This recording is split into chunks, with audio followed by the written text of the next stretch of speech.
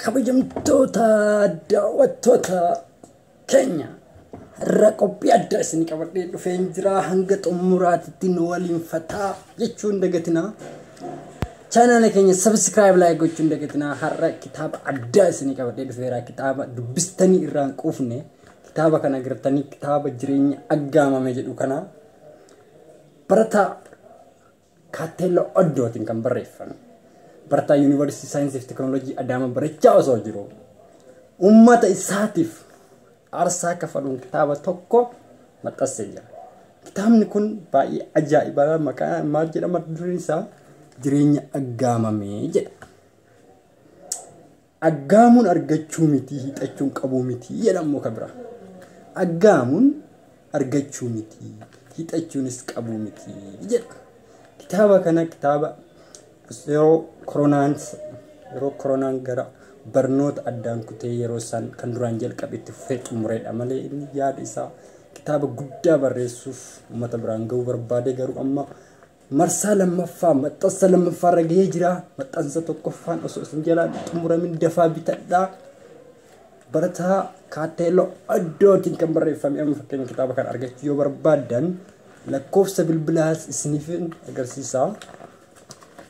Itti bilbiltanii asuma University Science and Technology Adama keessatti argachuu dandeettu yoo barbaadde immoo mana gurgurtaa bilisummaa kana argachuu dandeessu. Kitaaba kana jechuudha. Iddoo kana agartee emailii isaa irratti lakkoofsa bilbilaa isaa guutuun as jira. Kanaafuu bilbiltanii iddoo isin jirtanitti isiniif dhufa. Isin bilbiluu qofa. Gatiin isaa qarshii nama miine qarshii 65 qofa.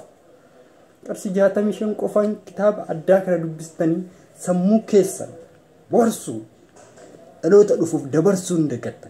Maal wanti inni jedhu laal kan biraa namni ijjannoo hin qabne jireenya isaa akka boca bishaanitti wal fakkaata jedha. Namni ijjannoo hin qabne jireenyi isaa boca bishaanitti wal fakkaata. Maal jechuudha? Garuma oofamaa jechuudha. Garuma jallisan jallataa jechuudha. Ijjannoo qabaachuun barbaachisaadha. Argitanii mucaa kana sabboonaa kanaan kan barraa'e jireenya aggaamame jireenya keessatti ofitti aggaamin jedha laal kan biraa dhaloota waan dubbatu malee waan dubbatu hin beekne hin ta'inii jedha. Dhaloota waan dubbate malee waan dubbatu hin beekne hin ta'in.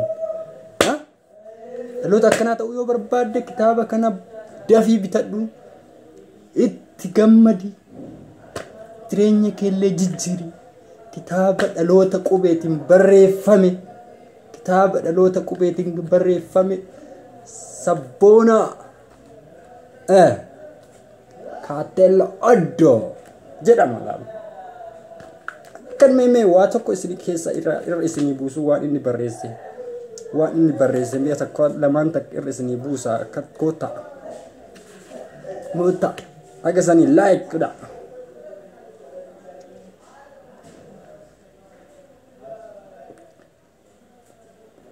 Ni jedha ammuma laal dhaloota iddoo oole malee iddoo oolu hin beekne hin ta'inii. Dhaloota akkasii ta'uu barbaaddaa? Dhaloota iddoo oole malee iddoo oolu hin beekne akkanaa ta'uu hin barbaaddaa? Dhaloota akkanaa ta'uu hin barbaaddaa? Dhaloota waan hojjete malee waan hojjetu hin beekne hin ta'inii jedha. Dhaloota waan hojjete malee waan hojjetu hin beekne taanaan ati jireenya keetirratti gufuu ta'ee jira. Laal mallattoon isaa qofti si ajaa'iba. Aggaame namichi kun aggaame seentarii kan argachuu hin danda'u. Cover page isaatu kan mul'isu. Seentarii kan amma aggaamuun isaa argachuun argisiisu. Aggaamuun argachuu miti. Hidhachuunis qabuu miti. Kanaaf waan aggaamte argachuuf waan sirraa eeggamu hunda hojjechuun kee dirqama. Sirraa eeggamu. Kanaaf hidhachuunis qabuu miti. Kanaaf waan hidhatte qabuuf waan sirraa eeggamu guutumaan guututti hojjechuun dagatiin lakkoofsa bilbilaa kitaaba kan argachuu yoo barbaadde kenoo.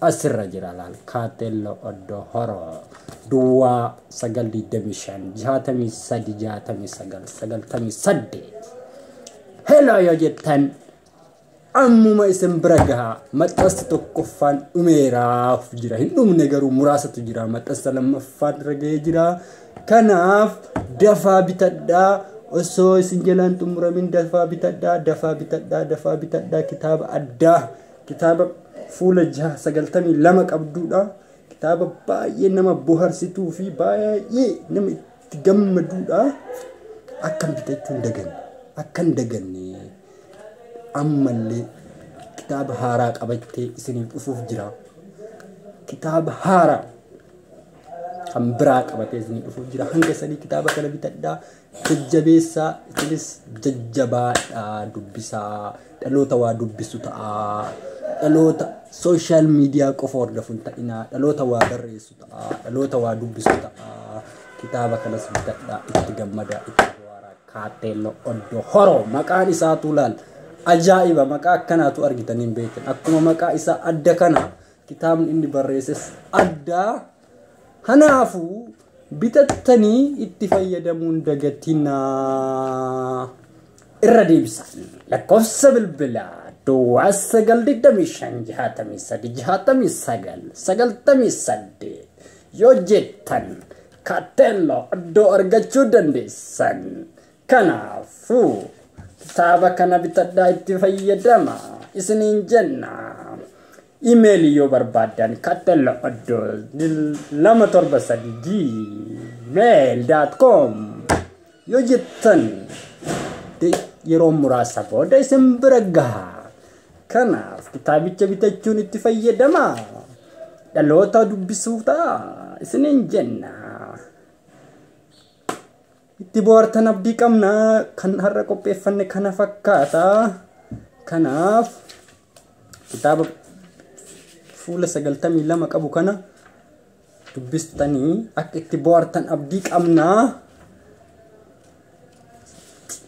itti gammaddanii itti bohaartanii meeme yaadu namni tokko iddoo tokko gara naannoo biraatti deemuuf maal gochuu qaba jedhama mee waan inni barreesse keessaa muraasa isiniif hima namni tokko iddoo tokkorraa gara naannoo biraatti deemuuf maal gochuu qaba yaaduu qaba jedha thinking murteessuu decide wanti isa barbaachisu qopheeffachuu preparing deemsa isa eegaluu begin to journey deemsa kamiyyuu yoo ka'e jechuudha kanaaf waan kana iddoo tokkorraa gara iddoo tokkotti yoo deemuu barbaade waan afran kana guutuu qaba jedha kitaaba ajaa'ibaadha yaaduu think goota jalqaba eessa deema jettee think godhuu qaba murteessuu decide hin murteessita deemuuf murteessita wanti si barbaachisu qopheeffata deemsaaf maaltu na barbaachisa yoo maal fudhadhee deeme na barbaachisa yoo jedhe preparing jetta laala deemsa isaa eegalu begin to journey kana kitaaba akkanaa kana laala kitaaba ajaa'ibaa kana dubbistanii yoo itti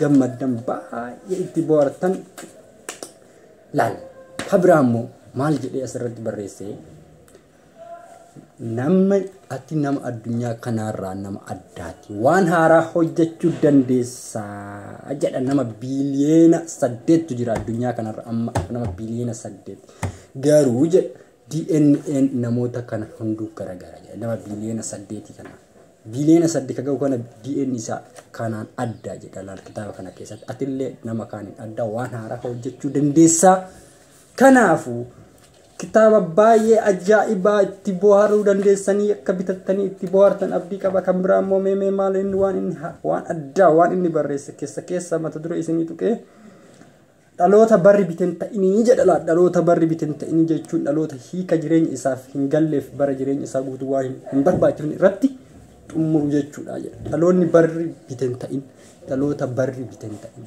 dhaloota bara bite ta'in malee kana jedha kan biraa laal kana keessatti illee waan ajaa'ibaa barreesse kanaafuu kunoo tokkommoo amma laal ka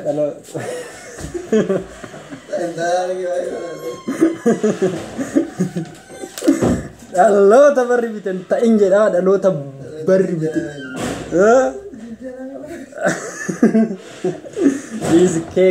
kee guyyaa biraa itti deebinaa ka isaa inni illee waa'ee tokko barreessaa jira inni waa'ee maal irratti barreessaa waa'ee dhiisimmoo dhiisi kanaafuu akka bitattanii itti bohaartan abdii qabnaa kitaaba ajaa'ibaa kana bitadhaa itti boharaa kanaaf kitaaba addaa ammallee irra deebisaa lakkoofsa bilbilaa isin beeksifna lakkoofsa bilbilaa duwwaa 9 yoo jettan kaatela odhoro yoo jettan kitaaba kana argachuu dandeessu kitaaba kana argadhaa itti bohara mee kitaaba kana beektaa mee kot kitaabni kun maal jedhamee dubbis kot hayyee waan nu dhaggeeffattaniif galatooma subscribe like gochuun dagatinaa kitaaba kana bitachuun dagatinaa bye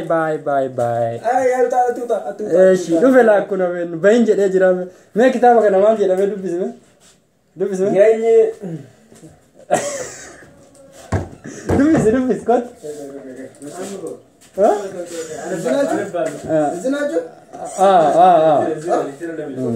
kun ilaala amma kana beetiniin waa dhiqachuuf deemaa jira amma ribaaka namni kitaaba barreessaa inni amma ribaaka የጥናት ነው ጥናት ስለዚህ ጀመር ጥናት ጀመር ፋይናል ስለደረሰ ለዛ ነው ለማጥናት ላይብረሪ ልንሄድ ነው እሺ ሜ ዳርዊን ቲዮሪ ሜ ከነ ዱብዝ ጋ ማልጀ ጅራኝ አጋጋሜ ኦኬ አጋሜ ጅረኛ አጋማሜ barreessan isaa eenyudha barreessan kitaaba kana kaatelo oduu horo mucaan kun ilaala afaan oromoo perfecti danda'a jira laala baratee jira laala akkatti danda'a ስለዚህ harkadha